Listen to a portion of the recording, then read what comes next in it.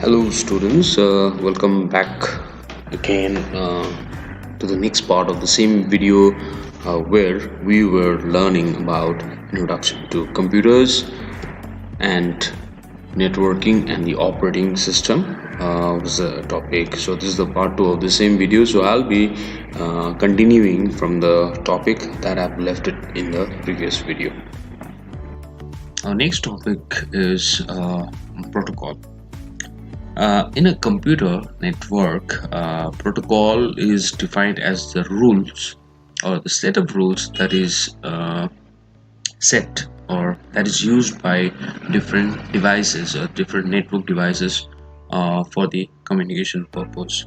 All of us in our day-to-day life also we follow different kinds of protocol. So whenever a computer is connected to a network, then that computer will be following certain rules and regulations, and that rules and regulation can be defined or can be called as a protocol. So basically we have so many different protocols that is followed by a computer whenever it is connected to a network.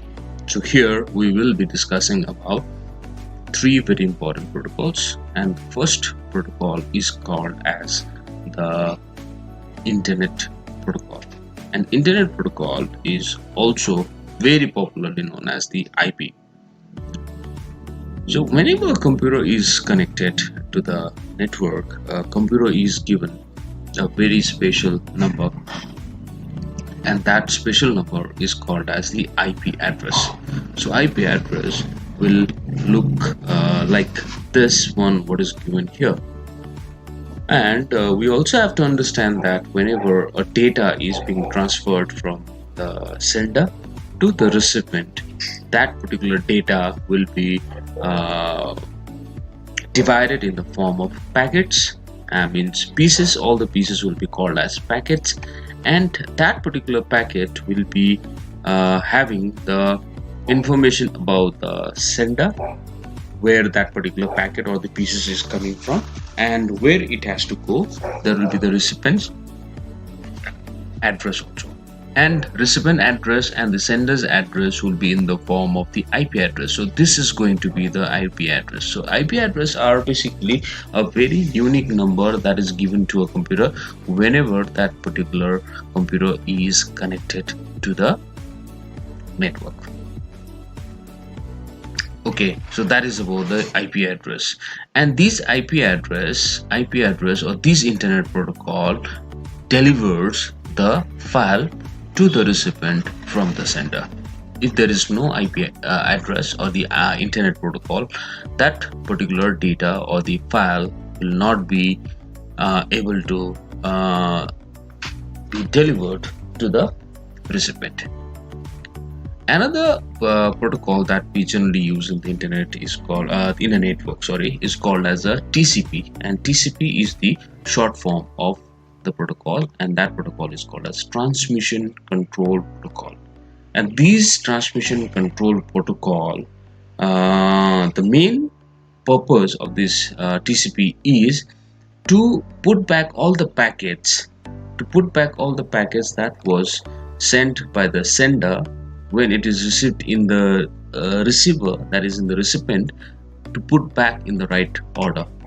Because generally when the file has been sent, it will be broken up into pieces. Each piece is called as a packets, and the packets will go one by one, and when it reaches the recipient, that is the destination, that particular packet, all the pieces has to come back to its original form. And this is generally done by the Transmission Control Protocol. And this TCP, that is Transmission Control Protocol, and the Internet Protocol, both of them work together all the time.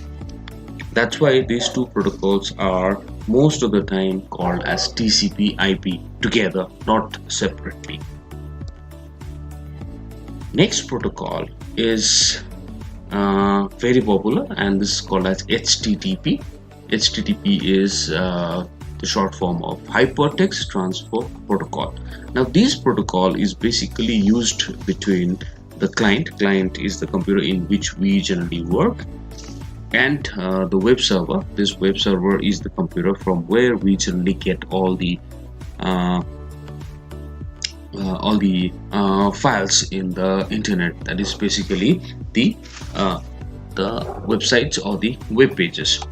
So basically this HTTP is a set of rule that is used for transferring the files.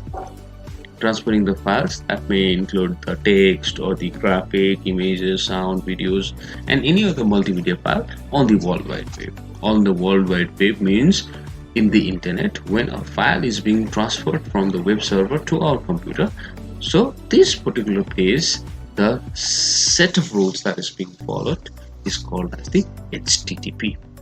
So as soon as a user opens the web browser, that is either a Google Chrome or Mozilla Firefox or Opera or any other, then the user is indirectly making use of the HTTP. That means that particular time it is being used. That means the user who is using the web browser or the internet, that user is using the HTTP. HTTP is actually an application protocol that runs on top of TCP/IP protocols. That means this HTTP is even more important, you can say, because this runs over the TCP/IP. Because whenever that file is moving from the web server to the client, again that file will be broken up into pieces, and TCP/IP is also used, and above that the HTTP is used. Now the next topic is the wireless communication. Now whenever the network is being created, two computers are connected with each other using the wireless. Not only two computers, there can be any two devices that is connected, and when the files are being sent without using any wires, then that will be called as a wireless communication. So wireless communication is a kind of network where there is no physical path to move the data or transfer the data from one place to another. They just send the data. They send the data or receive the data over a distance, just using no physical wires or cables. So this kind of communication is basically called as wireless. The first wireless technology that we are going to discuss is called as Bluetooth.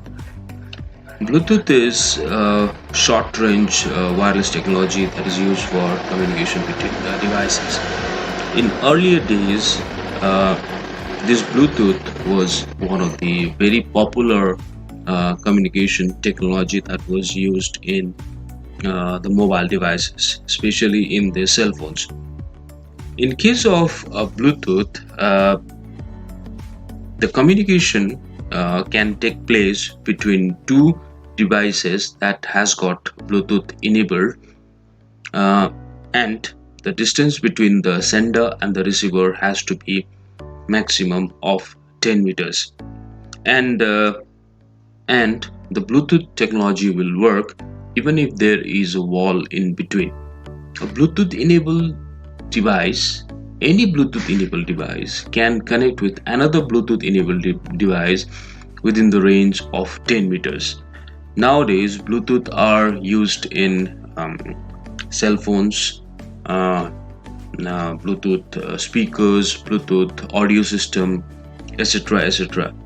And Bluetooth technology can be used to send any kind of message or images or pictures or audio files as well as the video files between two Bluetooth enabled device. Only thing is that in case of Bluetooth, the communication or the data transfer between two devices is very slow. There is another wireless communication technology which is considered as one of the very latest technology, and the speed of transferring data over the network is very fast.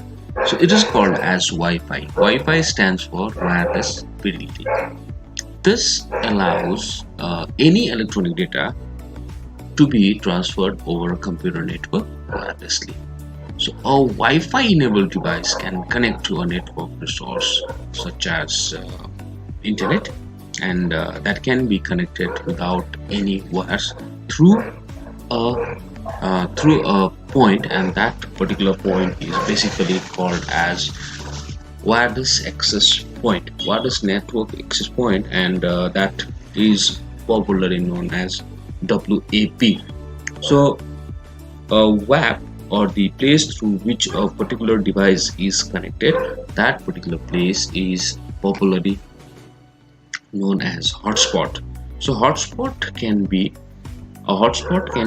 a device that is basically providing the Wi-Fi connection to other devices.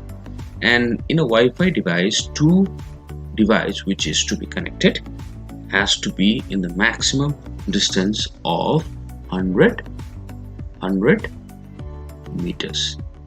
Okay, but there are other technologies of Wi-Fi that can connect two devices, that can be able to connect two devices which can be miles apart also. Okay, two devices can be miles apart. Okay, now the next topic which we are going to study is called as the operating system. So operating system is basically a system software, and that system software works as an interface between the user and the hardware. Now this particular thing which we have to understand is, when we had got a computer, now computer is the hardware, and if that particular hardware does not have any software in it, or basically the operating system in it, then that particular computer will be considered as totally useless. So we need to have the operating system installed in our computer to make it work. If it is not installed, then we'll not be able to do anything on that computer system. So we require the operating system. At least to turn it on or off. Only then the user will be able to do the rest of the work in that computer. And not only these operating system is required to start or shut down the computer, it will also control the various components of the computer system. Like it will help us to the sharing of the file. It helps us in the sharing of the resources, managing the memories, and so many things. So you can say that the operating system is one of the most important thing between which is located between the hardware and the user. So we need to have the operating system, then only we'll be able to do the rest of the work in the computer. And we have several different operating system in a computer that can be installed in the computer. One very popular operating system is Windows, Linux, Mac, etc. So operating system is the most important software in a computer. Okay, now let us first talk about the functions of the operating system. So operating system has got so many different functions. The first function of the operating system is program execution. This is one of the major functions of the operating system. So operating system helps the computer to receive the command from any application or system program, then after that execute it. If that means if there is no operating system, there will be no program, no software that can be executed in the system. That means in the computer system. So program execution, or the running of any application program inside the computer, is possible only with the help of the operating system. The next function of an operating system is device management. Now we have got several input and the output devices in our computer system, and all of these input and the output devices of an operating system will be managed will be managed by the operating system. Here you can see there are several input and the output devices which we have, and allocation and deallocation of these input and the output devices are all done by the operating system. The next function is the file management. Now there are hundreds of files, thousands of files which has to be